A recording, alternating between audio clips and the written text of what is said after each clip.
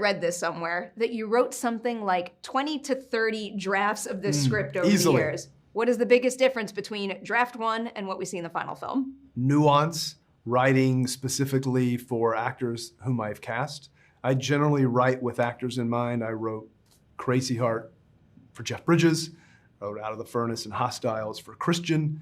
And then once you find your Edgar Allan Poe and you find your Captain Hitchcock and Superintendent Thayer and the rest of the cast, and when Gillian Anderson comes on, you tend to have to tailor them. So the outline was the same. It's all then about characterization.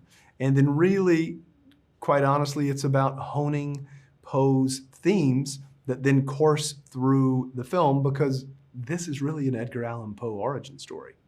So you have to have the themes that ultimately influence this young, unformed writer to become the writer he became. With what you just mentioned, of all of the characters you cast here, which role changed the most after you filled it? And then who changed the least, where they just happened to meld perfectly with what you had originally Well, I would written? say Poe changed the most, only because we have very entrenched ideas about who Edgar Allan Poe was.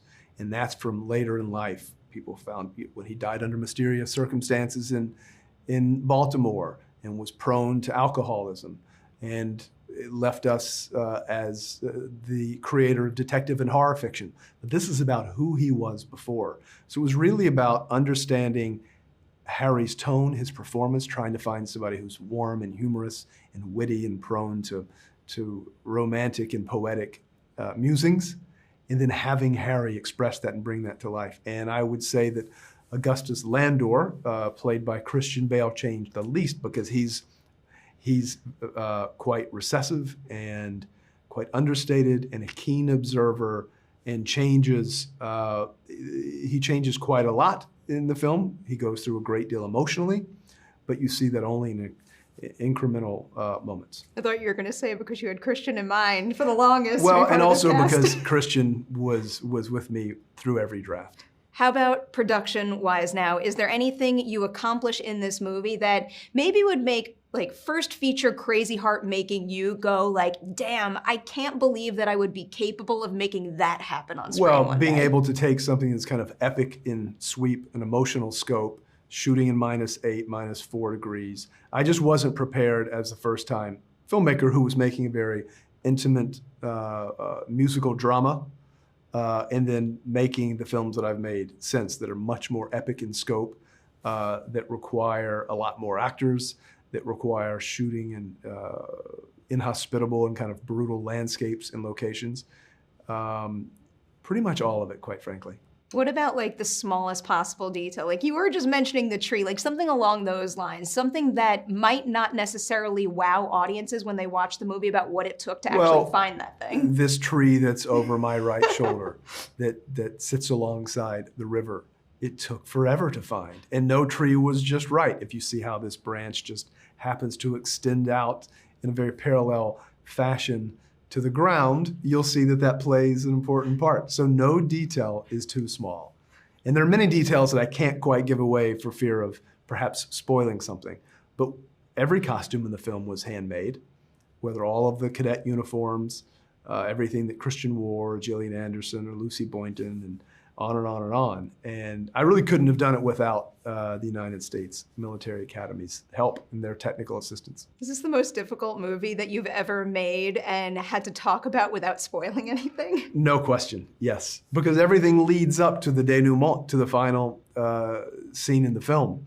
And we all know that in the film business that endings are the most important thing, because that's what you leave the audience with. It's their parting moments, and hopefully everything that you're building really kind of culminates in those final moments. And this is a film that I think personally requires careful viewing, and actually may be all the richer upon a second viewing. Here's a difficult question to answer without talking spoilers, but given that and given the rewatchability of the film, even as the director and the writer, the person at the helm of all this, is there anything that you saw one of your cast members do in the edit that made you think like, I didn't even see that on set, and it enhances this scene more than I can imagine? Yeah, well, so often you see that with actors, and in particular, it happened frequently with both Christian Bale and Harry Melling, because their performances are so different. As I mentioned, Christian's is quite restrained and observant, and he isn't giving anything.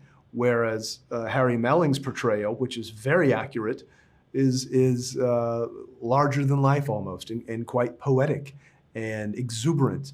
And then you would see moments that if I'm standing next to the lens, that I'm not looking at a monitor, and that they play beautifully, but then in the cutting room, and I think, oh my God, I didn't see that moment.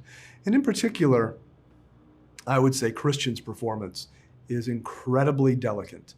And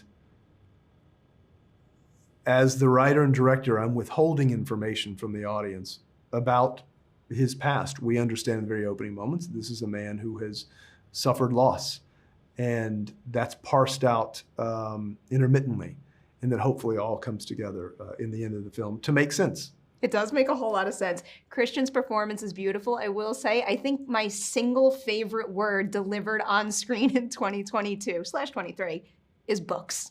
Books. Nothing. Books. I must have rewound that a million times just because I wanted to soak in the joy in him when he expresses that. Young Edgar Allan Poe in a library full of books for someone who's influenced by writers, and Byron, whom he cites moments later, was one of Poe's favorite writers. I love that moment so much. Speaking of Harry now, he's delivered some exceptional work over the years, but this might be one of my favorite performances of him, and I just have this feeling like he's gonna break out in the biggest possible way. So what is something about him as a lead actor in your film and as a collaborator that you're really excited for more directors out there to get to experience? Well, I sure hope so. I'd only seen his work as the limbless performer that Liam Neeson carries around the American West in the Coen brothers' Ballad of Buster Scruggs. That was the only thing I'd seen of Harry's.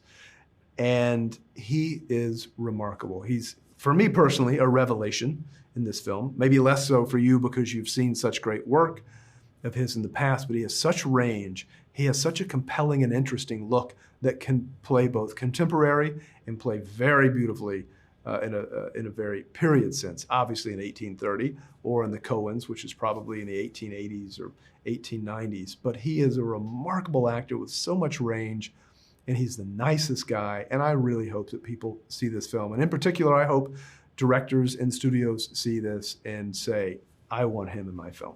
I love the sound of that. I'll be rooting for that. I'll be rooting for people to rewatch this movie over and over to enjoy all the details. Oh, Perry, thank you. I mean it.